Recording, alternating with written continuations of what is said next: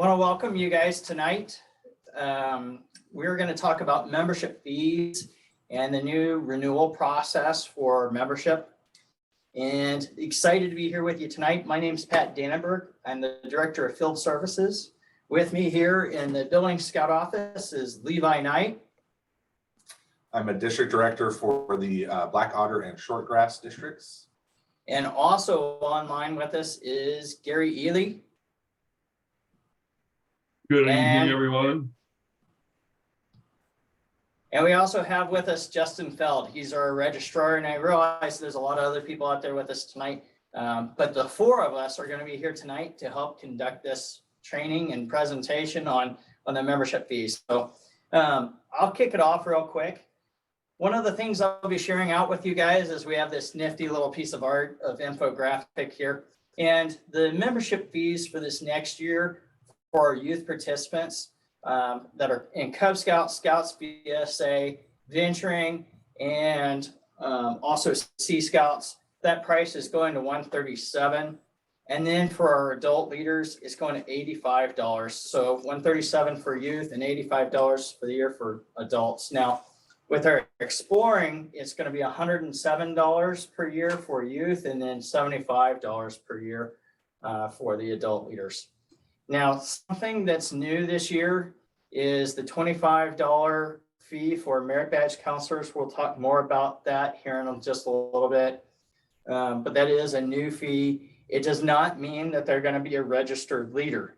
It just means they're going to be paying a $25 service fee to be acknowledged as a merit badge counselor. So now we also have the one-time fee that's due for anybody that's new to joining scouting. Our council is going to waive that fee if you do an online application.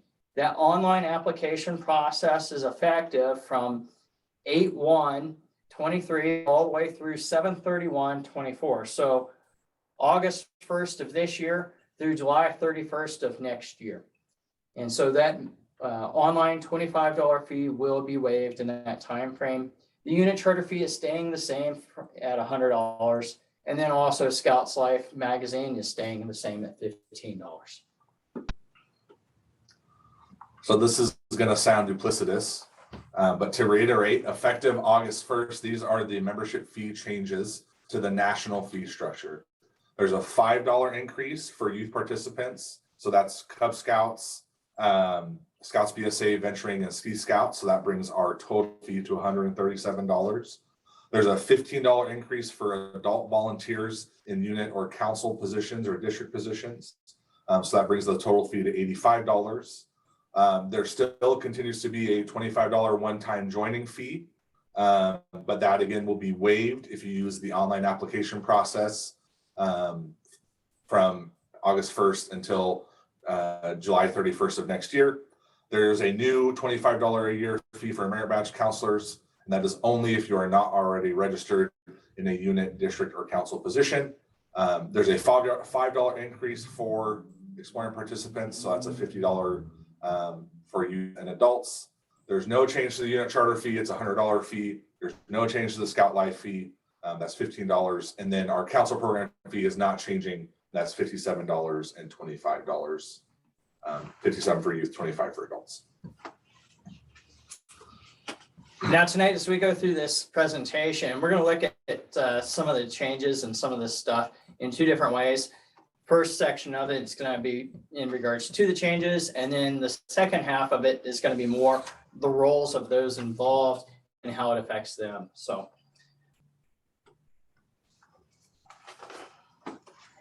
Gary, talk to us about these new members. Yeah, okay. This applies only to people who join the program after August 1st. In other words, it's about a week from yesterday. So August 1st, 2023, all new youth and adult members now will join and be part of a 12-month membership cycle. So they will pay the full membership fee that will renew on the date that they join.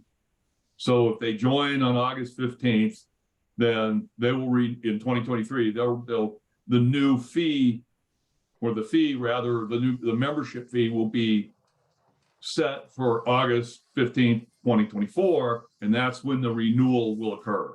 So, and each member of the BSA will receive an email notice with the registration renewal link beginning 60 days before the anniversary month of joining. So 2 months prior to the day that you join, you're going to start getting emails from the national office saying, this is now time for you to renew your membership.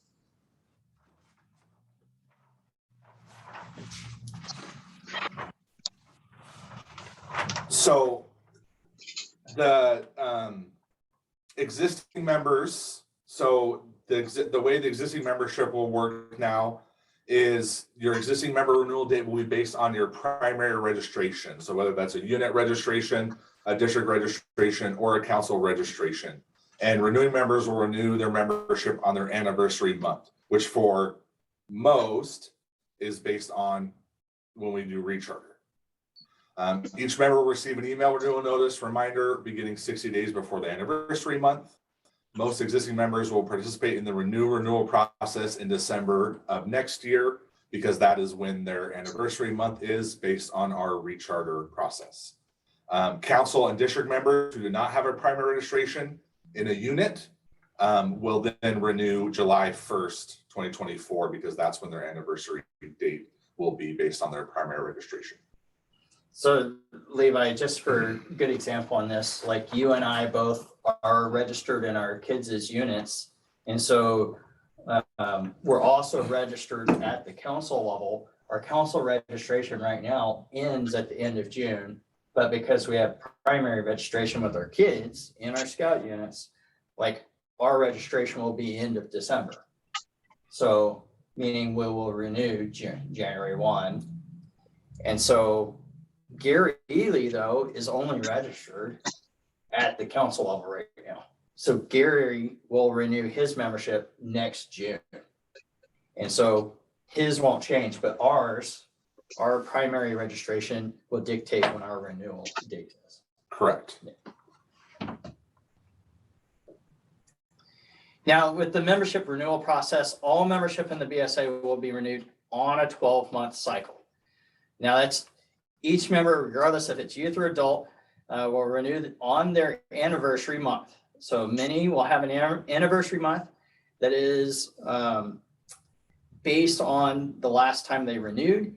And let's say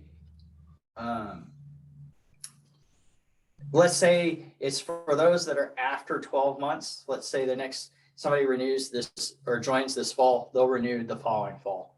But if for many of us that have been registered inside scouting for years and years and years, our renewals will be in that December, January timeframe. So the 12-month membership renewals will be completed either by credit card, online through the email process that's sent to a person. It can be renewed by the scout unit. If the scout unit has selected, unit will pay all our membership renewals, or an individual or unit can walk into the scout office and manually pay at the scout office. And that manual payment can be cash, check, credit card.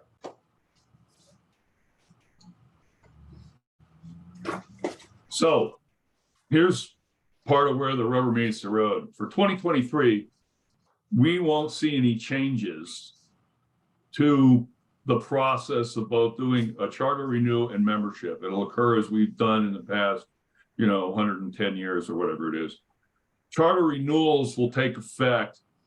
The new charter renewal process will take effect for most of the units in the council December 2024. Members that join after the 31st July, otherwise known as 1 August and beyond, on this year's recharter will show a zero balance for their charter fee just for 2023, 2024 timeframe. So the recharter due date that units need to be aware of specifically for this year is 12/31/2023. We want to make sure that units get rechartered done as soon as they can, so that, once the system opens, so that we avoid any headaches going into 2024. The new annual renewal process begins March 1st, 2024, and that's when havoc will descend if we don't have all of our current charters fixed. So let's, you're going to hear it from your commissioners that we need to be 100% in December.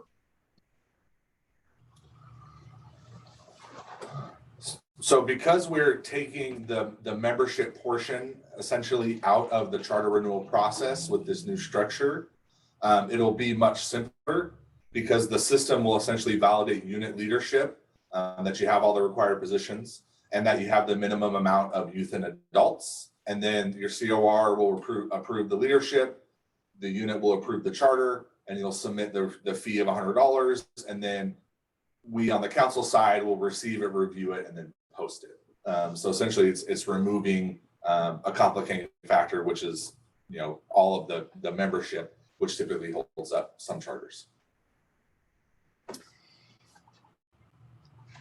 So new for this year is the $25 fee for the merit badge counselors. That begins August 1. And if a merit badge counselor has a primary registration inside a unit, then the merit badge counselor won't have to pay a fee, that $25 fee to be registered there. But if they have no primary registration inside scouting, that individual is going to have to pay the $25 fee. And so I realize this is a new thing. I started doing some of the research and looking into it, and a very high percentage of our merit badge counselors are all registered inside units. It's the one person that we went over and found at high school or at the city council or somewhere else to be a merit badge counselor that's now going to have to pay the $25 fee. So I realize this is a new thing. This is a change. And so I know because of it's a change and it's a fee increase change, that it's going to bring controversy. But it was a needed change that National had to pay attention to. And simply put, one of the issues we've got inside scouting is a liability issue. And the merit badge counselors across the board, we could take any merit badge counselor and just submit them in the past. And National was doing tons of different scenarios where they were submitting people that weren't really doing anything inside scouting, even merit badge counseling they weren't doing, but they were still submitting for it. Some people were submitting as a merit badge counselor thinking that they were actually registered and a registered active member of scouting, and that's not the case. And so this is starting to change some of that status. Now, they're not going to be considered a merit badge counselor that's a registered member. If they want to be a registered member, they have to pay the full fee, just like the rest of us. But you have just a few days to submit somebody as a merit badge counselor and get it to Justin. And the best way to do that at this time frame, because if Justin gets it too late, if he can't enter it by Friday, it's going to have a fee. And so my caution to you is if you want to sneak it in and try to get it in, you can, and do so without any fee. But if you want to do that, make sure you send it to registrar@montanabsa.org and send it to that direct. Do not drop it off at the scout office at this point. So just trying to help you be able to get some in if you're trying to do that before the fee kicks in. So. Okay, we want to switch over and switch gears a little bit to the roles of those that are involved. Yeah, I'm typing it in. Hang on. Keep it up on chat too. So, role of family. This is now becoming pretty critical. The first thing that we need, especially when we're talking about youth members, is parents need to ensure that the personal records are accurate. That means email, snail mail address, and phone numbers have to be correct and in MyDOT Scouting for the registration there. I would recommend to establish, say, a scouting email on one of the free servers, Yahoo or Gmail, and then have them just use that for your email updates. Annually renew the registration of members via the online link. It's the easiest way to do it. That comes in the email reminder. And email reminders are beginning 60 days before the renewal date with that link to either renew or opt out. So if they hit opt out, they get dropped off the roster because they're not going to be participating anymore. Your renewals come 60, 30, 15, and 7 days before, and then 24 hours before, and if needed, 7 days after the renewal date. So you've got a big chunk of time in there. And parents, as we've mentioned before, can renew via credit card payment to the council office if they prefer. Credit card details are tokenized, so the security is higher, and like any other renewal payments, and available if the parent approves. Excuse me. A reminder notification will be in Scout Book beginning 45 days before the renewal date of an individual. So units can track that, parents can track it, that kind of thing. All right, so I've seen this question come up, so hopefully this will answer some of the questions, what the role of the unit is. Units will be able to choose to pay renewals for all members. This option will block the online payment by the parent. Units will be able to opt out of a member so as not to pay for someone who has quit. Units will get notifications via email for members to be renewed and members who renewed. Renewal status will show on the unit roster. Units will have access to reporting in My.Scouting for members due to renew, members renewed, and members dropped, opted out. Unit renewal will be simplified and streamlined. The unit will validate the leadership and YPT requirements, validate the membership requirements, and pay the unit charter fee. This can all be done from one screen in My.Scouting by one of the unit key 3 leaders. So as I mentioned previously when talking about the unit charter renewal process, it will be much more simple. It'll be done literally on one screen instead of a multi-part, multi-screen process.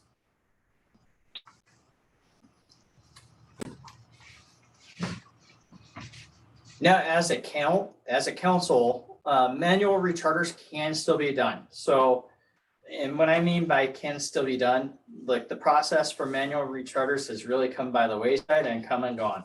And so the manual recharter exists when all stuff breaks down, and I mean bad. And then even then when it's bad, look, we're not really doing a manual recharter at this point, and manual recharters going forward are going to be totally different than what we used to think of, say 10 years ago, when we had a piece of paper printed out in front of us and we could line item veto a person. So, but council and district will have reporting of members due to renew, members who renewed, and members who have dropped out. So each of the districts will have their own reports to be able to access with a summary of the different units and what their statuses are. A new registration category of member without a unit will be used for members who are in a unit that's dropped, but still have paid registrations. Councils will have access to reports of these members to help connect them with another unit. So in other words, let's say an entire unit has a whole bunch of people that go in and try to renew, become master and committee chair, both move out of state, the unit is in complete disarray. What do we do? Okay, well, that we still have the option. Those individuals could have renewed, and then we have the ability to reassign them to another unit. So all non-unit membership will renew online, similar to how unit members renew. If any have multiple positions, these will be aligned to the renewal date of the paid position. So in other words, similar to like what Levi and I and Gary were talking about just earlier. So if you're in a district or a council position and also registered in a unit, your unit position will take the primary position, and it will take your renewal date will be there. So unit renewal tracking will be very similar to today, and manual renewal option will still be available in registrar tools. So unit renewals will post automatically unless the unit has some exception, such and less than 5 youth members. So there's a couple of different exceptions in there and so forth that keeps it from posting automatically. If you have a check payment and you don't put in the right routing number, that keeps it from posting automatically. If you're missing a youth protection date for somebody in there, that will keep it from posting automatically. If you also have fewer than 5 youth members, that keeps it from posting automatically. You have more than 100 youth, heaven forbid, we have 100 or more youth in our unit, right? Then that'll keep it from posting automatically. So there's some scenarios out there that can keep that, but in most cases, similar like you experienced maybe last year or before, if you went through and did a ATM or a ACH deposit from your unit bank account, and then you also went through and approved everything online, it really just goes through and posts automatically. So it's a nice, smooth process online. Now, one of the things Gary talked about earlier, he's going to get to talk about again right here in the first topic. So, All right. I've had a couple of questions in the chat, and I'm going to hopefully address some of them now. Somebody said they've had issues with data not being correct once it gets into My.Scouting, that kind of thing. By using the online tool, the individual who is responsible for knowing that data will be the one putting it in. It won't have to be deciphered or translated by somebody in the office based on a paper form. So that should help. But what really becomes important here for units, unit leadership, district leadership, pretty much everybody is to ensure, and we should start this process now, ensure that the information under the roster in my.scouting.org is true and correct for the members in their unit.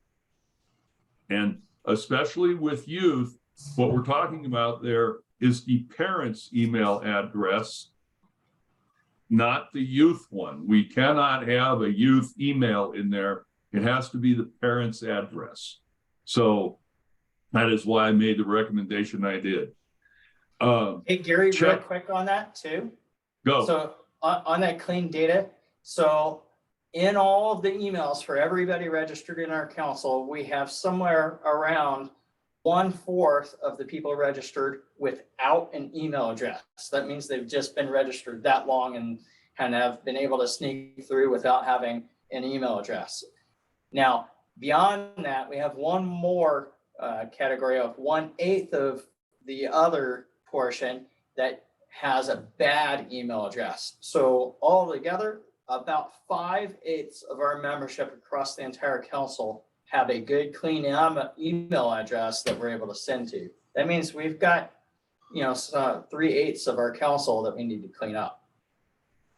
Yeah, this is going to become critical, as Pat was saying, because the data, all the renewal process and the membership stuff, that will all be sent out from the national office via email. So we need to make sure that, one, people don't filter email coming from scouting to the bit bucket, which is the other side. A lot of times people don't even see the information. So we need to make sure the data are clean. We need to make sure the data are accurate. You have beascout.org. Check and update that as much as you can. That's the link that for joining units by parents and individuals. Wherever possible, we want you to use the online apps. And I had a question about the $25 joining fee for new members. That is waived when it is done online. When you use the online application, and Pat or Levi, you can correct me if I misspeak on this. My understanding is the application goes, you can still send your $25 fee via check if that's the way you pay it to the council office. But if you're using the online app, that fee is waived, correct? That is correct. So the online application process with that $25 member renewal fee is going to be waived. And that's effective from August 1 this year through July 31st of next year. Right. So what we can do now, and we're almost into August, units need to start getting ready for the charter renewal process. They should be reviewing their rosters. They should be reviewing folks, and they're going to have to take a good hard look and get tuned in. Now, there have been a lot of changes to MyDOT Scouting, and some of those updates are still occurring, but the information you get now out of MyDOT Scouting is significantly better than it was even 6 months ago. But we have to have good, solid data for us to be able to make this process work. We're going to have a few hiccups. I've been around this game a long time. We're really going to have some issues, I know, but we'll work through that and get it done. We ask for patience, and we certainly ask for people to get ahead of the game on this. Pat, back to you. All right. So this is the end of our formal presentation on the slide decks and part of our slideshow. And really what we want to do is open it up for questions. Between Gary, Justin, Levi, and myself, we're here to help answer these questions and clarify a little bit for you guys. Justin Feld is our registrar. You can email him at registrar@montanabsa.org. That email address is there on the screen for you to see. And so if you have questions on the registration process, you're able to email him there. If you have problems with getting an adult application completed and you need to do an online digital signature process with somebody because let's say they're overseas or out of state, you're having a hard time contacting them, reach out to Justin. He can help you with some of that. Really and truly, Justin has the ability to help answer a lot of the registration questions too. Justin's been phenomenal. He's new to our council, came on board with us in January and has just been hitting home runs for us ever since and really helping us to clean up a lot of the data that goes into our system. So now explain a few things from this presentation now that we've seen it. So the online discount, I'll grab the code for you here in a second, and I'll share that code here in a second for you guys because you'll need a code for that. When we started looking at some of these things, the online process, our goal is to help our units be able to have data go into the system more cleaner and save time for everybody. And one of the only ways that we could really figure out how to do that was to incentivize people to use the online system. And so that's kind of what we're doing, is trying to help encourage people to go and use the online system by waiving that new member fee. I realize the new member fee is for those that are just new. So, but that's the only time you're really going to fill out the online application process anyway. So I hope that helps you guys some. I realize also, I've talked to a lot of people and they say, oh, well, the membership fee only went up $5 for the kids. No big deal. And I think most people don't feel like the $5 and the change for the adults and so forth isn't really that big a deal. It's the process of how some of this is changing. And so I've thought through some of this, and Gary, we've talked about some of this. Levi, we've talked about this. And the dilemma that I think some of us are going to face is all right, on the front end, in the next couple months, we're going to recruit a ton of kids into Scouts. And really and truly, we're going to ask them to pay $137 on the front end. Well, is that a lot? Yes. Is that a change for many of us? Yes. Is that a change for the new parent? Not necessarily. And the reason I say that is, I just put one kid into football. That was a lot more than $137. And that's for, in essence, 2-3 months of playing of sports, and that's it. And then I got another son that's doing cross country and another son that's doing track. And so, my daughter's doing stuff. No matter where I go, the fee I pay is still a lot more than that $137 for any one of the sports that they're doing. And I am one of those crazy parents that puts each kid into multiple things. And so I realize there's lots of fees out there. I'm overly grateful that scouting has the ability to fundraise. And the dilemma that we're all faced with is, all right, we're going to charge 137 on this front end, and then we're going to go out and have the opportunity for them to fundraise. And then how do you apply that fundraising money? Does it go and apply all the way to next fall when they would have a renewal? That's a good question for some of our units to start to look at and consider and budgeting for. And it's something I would probably encourage units to do, is to just budget out that way. Something else I've heard units doing and considering also is considering paying some portion of the fee for a person joining and basing it on what they will sell in popcorn. And something else for you guys to consider is, if you get with your district executives, if there is a person that wants to do scouting and they cannot afford to pay that 137, but they will do fundraising with you down the road, something to consider is talking to your district executive about financial assistance. And so naturally, our goal is for every kid to participate in scouting. So hopefully that can help too. So I'm going to turn this slide deck off so we can turn pictures on and talk. So While you're doing that, we've got some questions in, and I'm going to start with the chat on this. And the first three pretty much go to the same idea. How do units know when people expire? How do they follow up knowing whether or not members are paid? And will emails go to the unit as well? So I guess that would go to you there. Yeah, so I believe we answered that, but yes. Unit will get notifications via email for members to be renewed and members who renewed. right. Right, and I think that occurs 45 days before membership expires. It occurs on the same timeline as the member that's getting the notifications. 45 days for the unit. So slightly different with the unit notification. They get it at 45, but it does show up in Scout Book also, where the unit can start to see it in Scout Book as a notice. More specifically, if you're looking for the reports, we'll share down the road when this is turned on. I'll give some screenshots for you to pay attention to, but this is, all these different reports are going to turn on in My.Scouting. And unfortunately, my general assumption on this right now is it's going to be similar to access-based information that's in there now.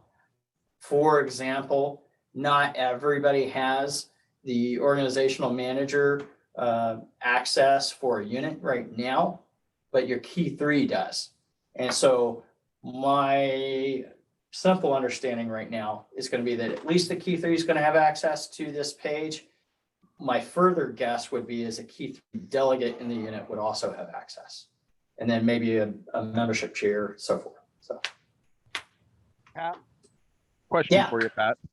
So on the I had this question posed to me by a parent when I was talking to them about there's going to be changes. Do we do like a 4-part monthly installment? I told him I didn't think so, but I would ask the question. So we don't. And I asked, so just so you guys are aware, I had the ability to sit down in June with some of the guys at National and talk to them in Atlanta, Georgia, and just rifle through all sorts of different questions. I was hoping that we could be able to at least continue to take a person this fall and change their expiration date so that we could have everybody in the entire council expiring at the same time frame. But National doesn't. Yeah, National did not like that idea, let's say. And there's a couple of different reasons that they explained it. One is on the front end, we're going to have a large percentage of people heavily registered with the renewal date and the December timeframe. In the long run, when you start to look at the expiring numbers and you start to say, all right, well, how long does somebody have a tenure inside scouting? There is a bump at 1 year, where we lose people at 1 year. There's a bump at 3 years and a bump at 5 years. And let's just say if you make it past 5 years, well, we really don't know how long you're going to make it, right? Because we're all in it for a long time at that point, right?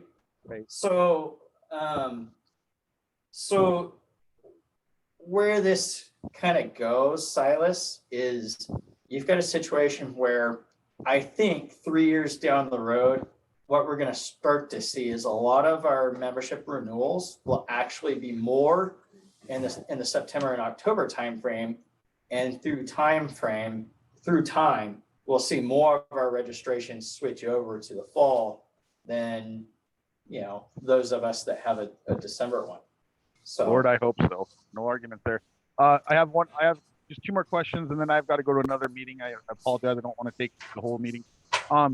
Will YPT ever possibly look at aligning to the same format of a 12-month, and that's when you renew? I'll take So- that one. yeah, go for it. Yeah, Silas, my understanding and my hope on this, at least from the discussions I've already heard at the territory level, is that youth protection training will more than likely align to the membership date, in that once your membership renewal comes up, you will have to present a current YPT certification. Okay. So we as a council have not sat down on how that actually is going to look for with our standard 1 year for the charter year, because the charter year now doesn't matter. It's based on the membership year. So we're gonna try to get this ironed out, but it would be a lot easier for us. In other words, you won't get your membership renewal process unless your YPT is current. Right. That's what I see coming down the pipe. Okay, perfect. And this- Silas, before you head out, just wanted to share with everybody on here before we lose anybody, that there's a discount code that you put in. If Oh, you're yep. doing an online application and somebody is new to scouting, they need this discount. And they just type in MTNEW. Levi, caps? post that in the chat window, please. So that's Montana short, MT, and then new. Okay. And you just type that in, and that should be able to put in the discount for $25 for them. Pat, the only thing I'm going to add is, and this is adding, positive, is, you're talking about the cost of sports. We're looking at that through our school district.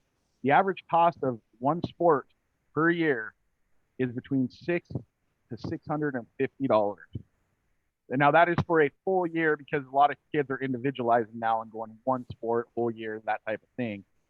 But that's really a pretty good value that we're going to be seeing at $137 for a whole year of hopefully for a whole year of activities. And it's, I think, doable. But I did have to ask the monthly installment thing. I was asked by a parent. So Yeah.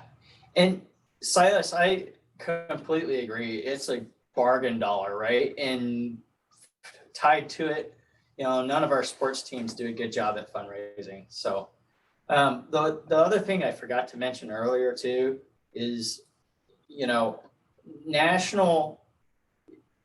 the people that made these decisions to change this were a group of volunteers across the country. And they looked at a lot of different things. And ironically, I feel glad that somebody actually reached out to me and asked me for my opinions locally. And in the long run of things, one of the things that they were really interested in doing was trying to figure out how to have the membership renewals tied to the school year. And the simplest way that they could figure out to do that was to change it to this style process where they remove the prorated time frame and remove it off of the recharter. So awesome. Thank you. if we didn't get somebody's question answered in the chat, feel free to shout out. Hi, this is Go. Tiffany Go. Nancy. Can you hear me? Yeah. Yes. Okay, I'm from Azilla, PAC 4104. I do appreciate like the online process. I think it'll be smoother, and I do understand your lack of having the wrong or no emails to get a hold of people. But I do find it hard to be cheerful about the adult increase in costs going from up another $15. I find that having a large pack, we make sure that all adult volunteers are YPT trained, and that stays current. But the problem is now BSA guidelines say that all parents camping, which is required for the lions, the wolves, and the tigers, now all need to be registered, right? So we're No, asking all these no, parents. that's not- go- That's not correct.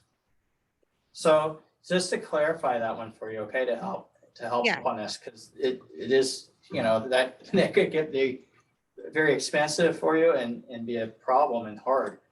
So if you have a parent inside Cub Scouts and they are going to interact with all of the youth, this is the simplest explanation for it. If you have a parent, they're going to interact with all of the youth and provide leadership for all the youth, and let's say also the other adults, then that person must be registered. Now, if you look at it that way and carry that over to a camp out, that means all of your adults will be registered there too. But on a camp out, the parents must go with that youth. If you have a parent going on a camp out and then they turn around and interact as a leader with the other youth and provide leadership to the other youth, then that parent has to be registered. So any other way you want to explain it, Levi? Parents camping with their child on a Cub Scout family campout do not have to be registered. All right, thank you. I think that was a misconception for our pack. And I guess the other thing I wanted to add to that is in 2021, in 2021 compared to 2022, we sold as a pack $5,000 more in popcorn. But our profit was $5,000 less compared to the year before. So that's like a $10,000 margin of difference there. And so also it has affected our pack in that sense, as our only fundraiser, and also the ICL discounts and advancement discounts that don't exist anymore are really having a big impact on our pack. And we are a very active pack, and now we're having a hard time looking forward to be as active as we were previously for all these years. Yeah, tell you what, I'll get Levi to post my phone number, my cell phone, over in the chat room. If you could write that down for me and give me a call on my cell phone. Tomorrow I'm traveling to KBRM, so I'm going to be in and out of cell phone coverage. But Okay. And then next week I'll actually be some in your area. But give me a holler and text me and let's connect on that, because something sounds off. I agree on that, and just want to walk through it and help make sure that whatever it is you're going forward, it has a better solid plan for that. So love to help you on that. All right, thank you so much. Yeah, you're welcome. Should point out too that there are units out there that pay registration fees for all their members. And there is a radio button or something that when you press that, it says paid for by the unit. So if they're paying a registration fee, it gets charged based on what's going out. You have your payment set up at the council office. Yeah, so you will be able to opt out. Essentially, the unit will be able to pay for the renewals for all the members and not have people pay online as individuals. Yeah. I did see a question pop up in the chat here a second ago. It got addressed. And I realized it was addressed on the chat. But similar question that we were dealing with on the Cub Scouts, parents want to go camping with the troop and all that. I use this good example to help clarify what you can and can't do. So my kids come from a troop where we would go to summer camp, and after summer camp, we have a camp out. And at that camp out, we would do a court of honor and we keep the camp out close to town and have a big, huge fun camp out and have a huge fun meal on Saturday and do our court of honor with it. And so the question for us as a troop was, all right, well, we're inviting parents out to the court of honor. Can they go? Under the current rules and setup, they can go for the court of honor. They can go for the day, but they cannot camp overnight. If you're with a troop and you camp overnight and you stay overnight, you must be a registered leader.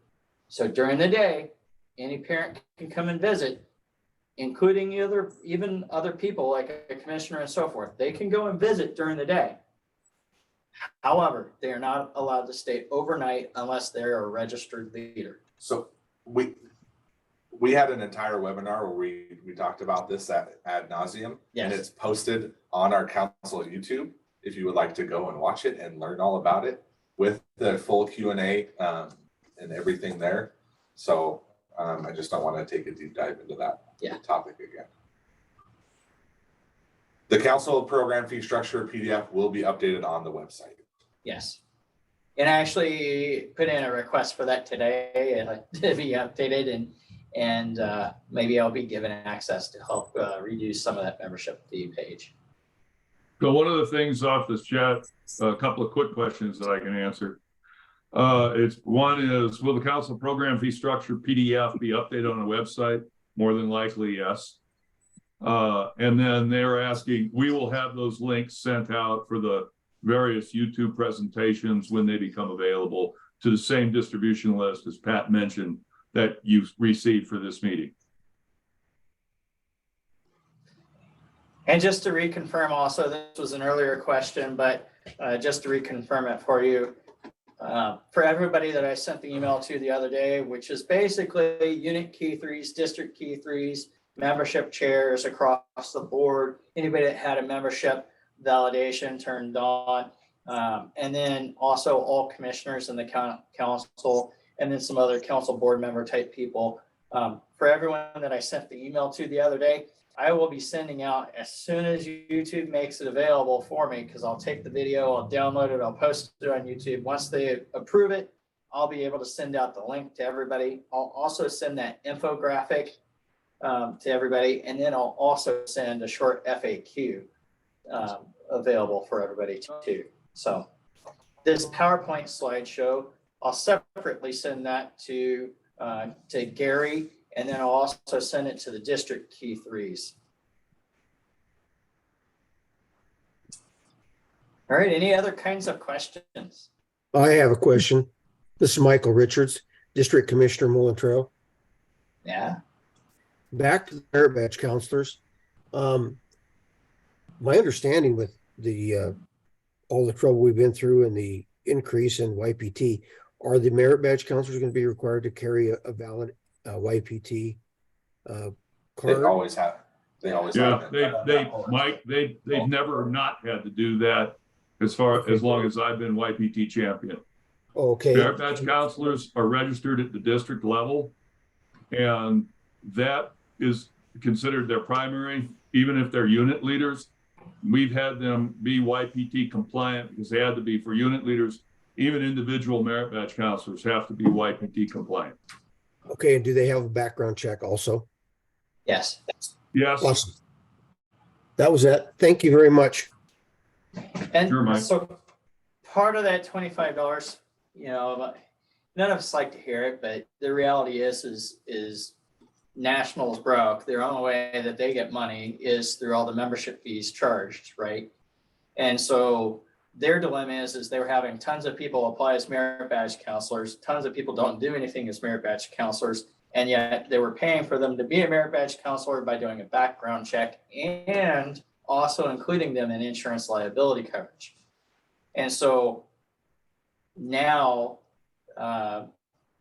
what it's basically doing is asking for them to help share in some of that burden. So it'll also keep some of the extra riffraff of people just applying to apply from not doing that.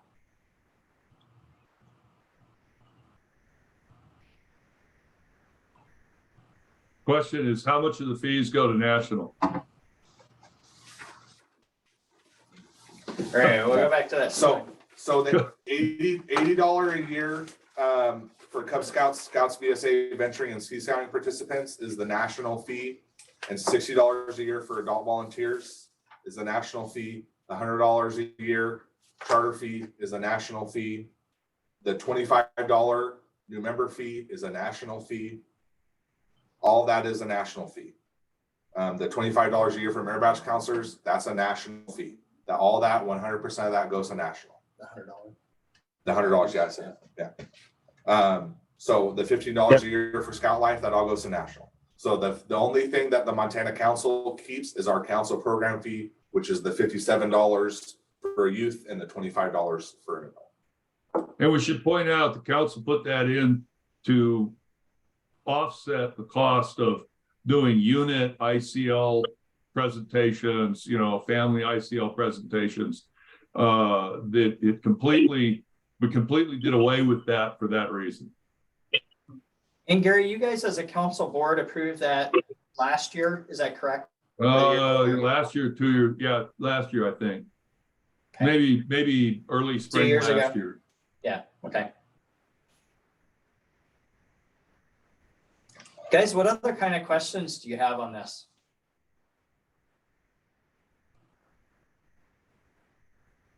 Let me scan, see what I've got, anything else that we didn't answer. Real quick, Yeah. can you Go hear ahead, me? Kelly.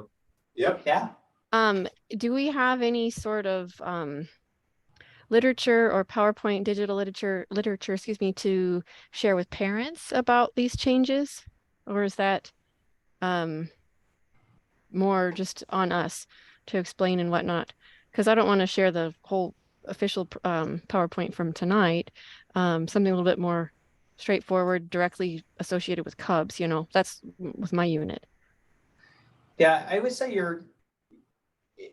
I've been a committee chair for PAC for many years now. I would say overall, the infographic is helpful on that. And the reason I say that is because the parents really, all that's going to affect them is a $5 increase between last year and this year. And most of them, if they're new, they're not going to know one difference anyways. So. Correct, but also with the, and am I correct with the rechartering? Units can choose whether they pay for all their scouts and adults to recharter, or you can have families do that. Is that correct? Yes. So that's kind of a big change. I'd like to explain efficiently, or, you know, sufficiently to my families. I think you just explained it just well right there. Yeah. So Kelly, one of the things to look at with that is, all right, so if somebody pays for their registration this fall, let's say they're new, the difference in the explanation is just on the front end. Hey, look, you register now and you're going to pay your membership fee on an annual basis, and you're going to get an email next year to renew. And it's just as simple as that.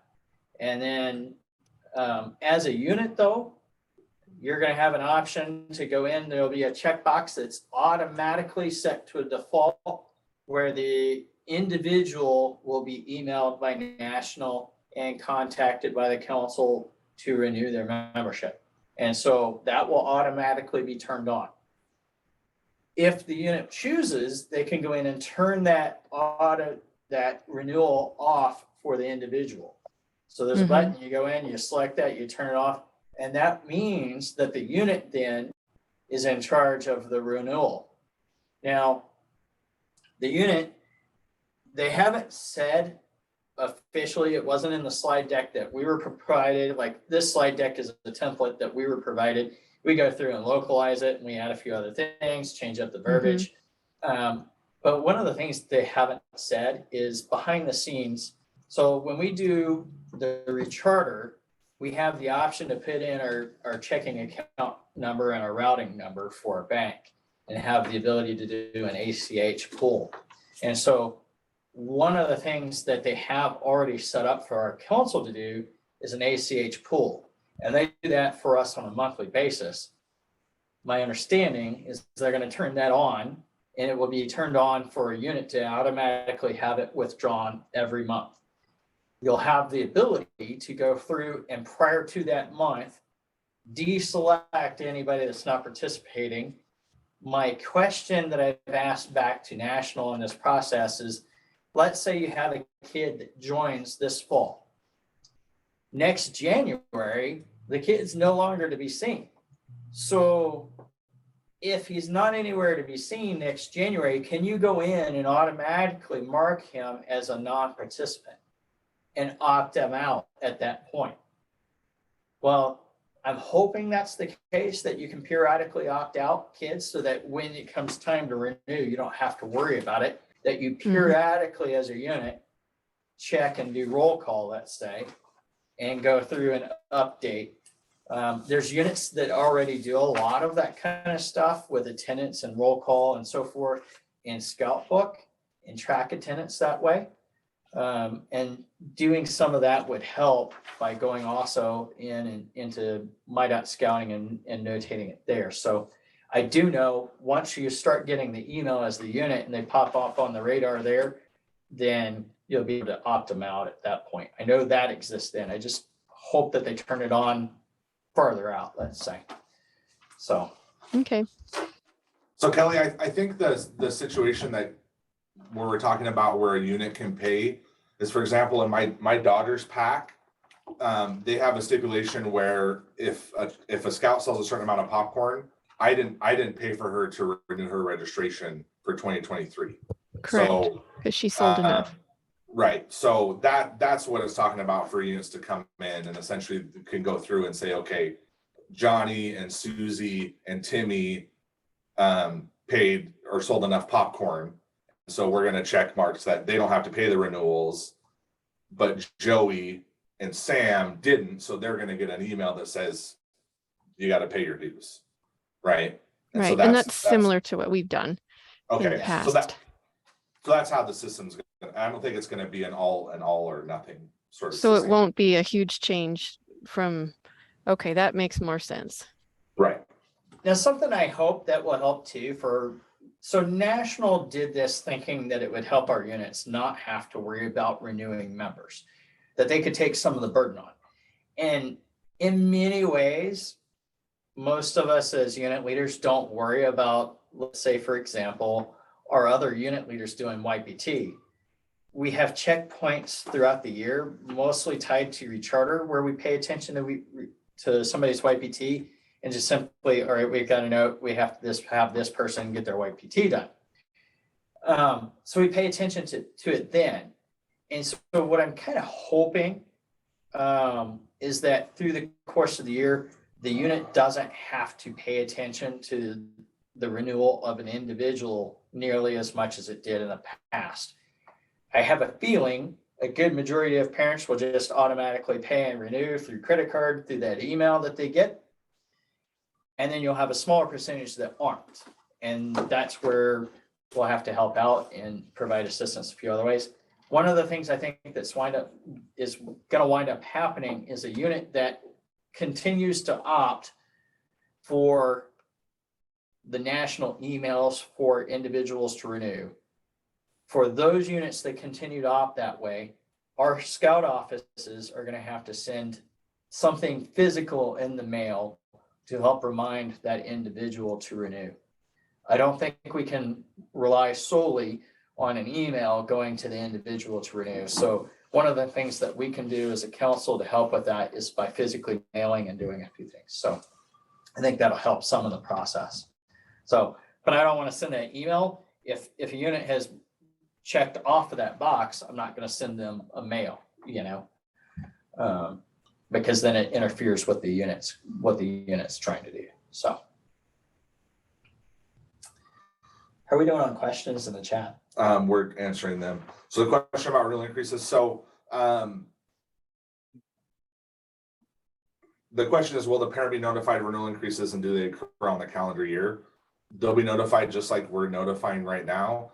Typically, the way renewal increases they happen is that the National Executive Board votes on them, and then we find out about them, and then we try to get the word out. So, as I mentioned before in the chat, this has been known for at least probably a month and a half that a membership fee increase was coming, and then we do our best to sort of put resources together to address this.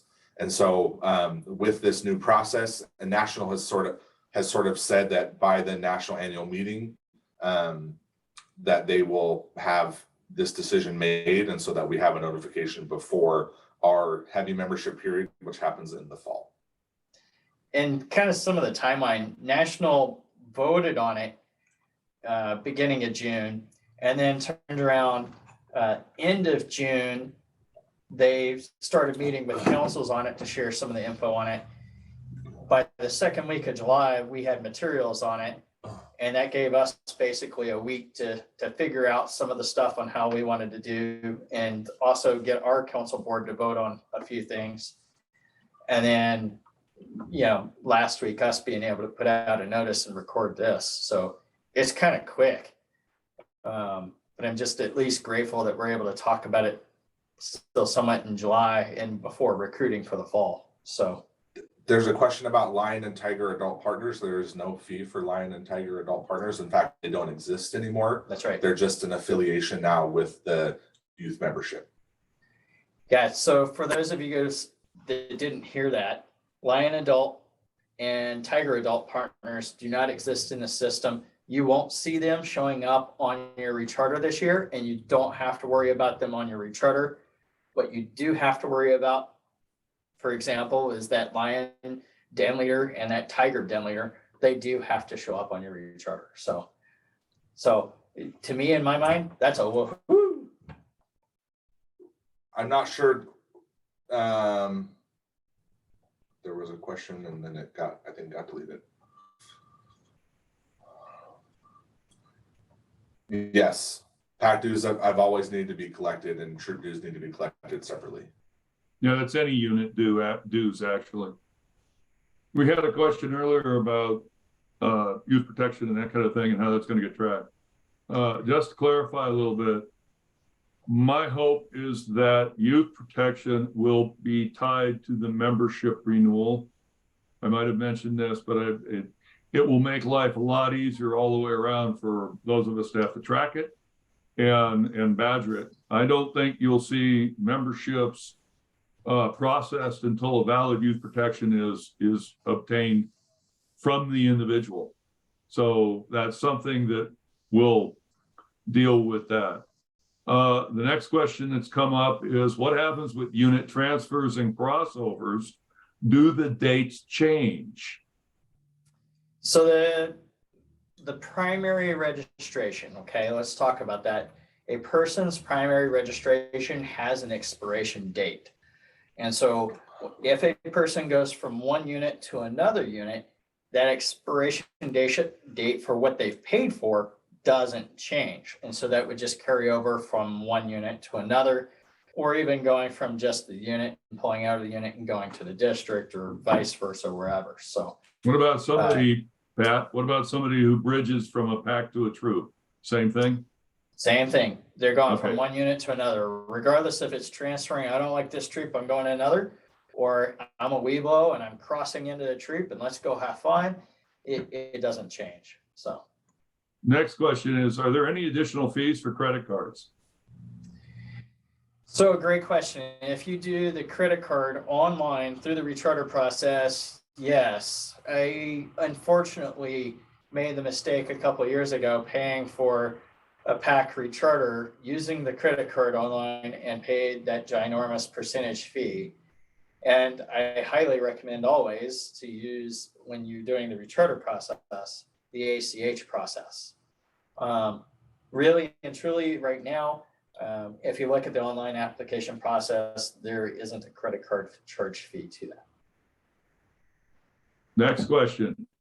In a crew, this individual has members that are registered both in the crew and the troop. Will the registration show up? I believe it would. It would, but they're only paying once. They're not paying for troop and crew, but they would be multiple like they are today.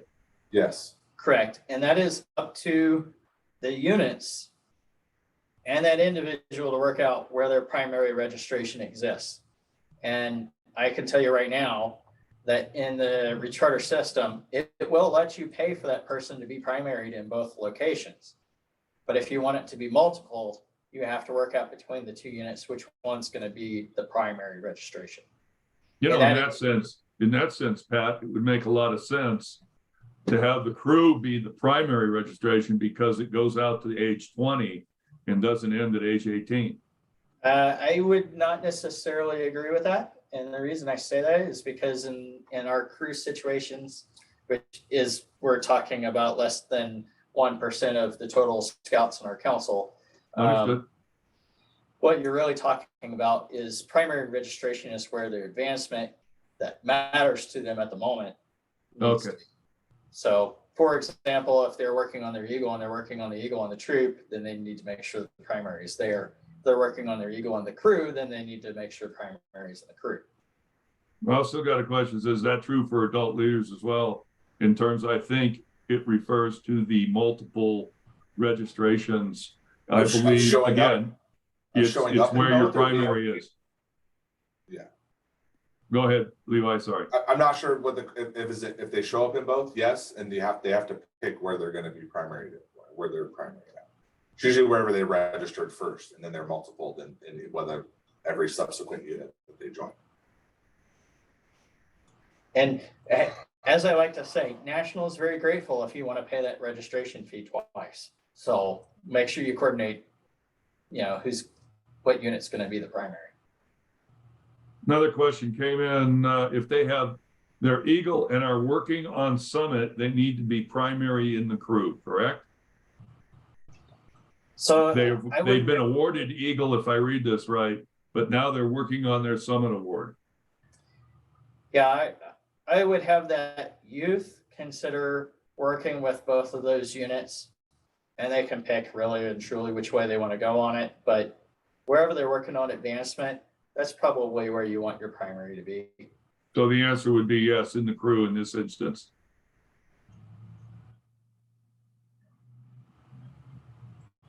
Let me scan some more. Any other questions pertaining to the membership fee increase or the structure change or anything like that?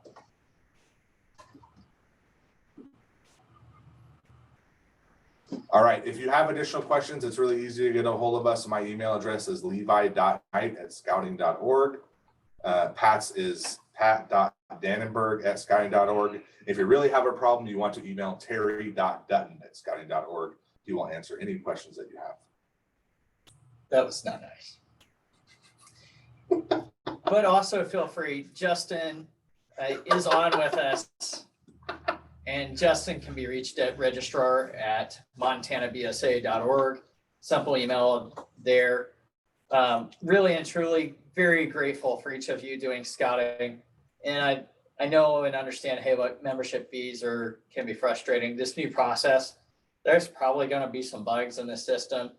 National has not rolled out one online system without bugs. So I anticipate bugs and just going into it. It's like a movie. If you already know the movie is not going to be that great going into it, it makes it a lot easier to sit through it. So Pat went and saw Indiana Jones, so he's really saying something. yeah, that says a lot. So, but that being said, I am excited about it. The new website that's out there right now and all the tools and features are there. One last comment for you is look, some of us in the past have made comments, don't do, you can charge your pack fees, your troop fees online through the registration process.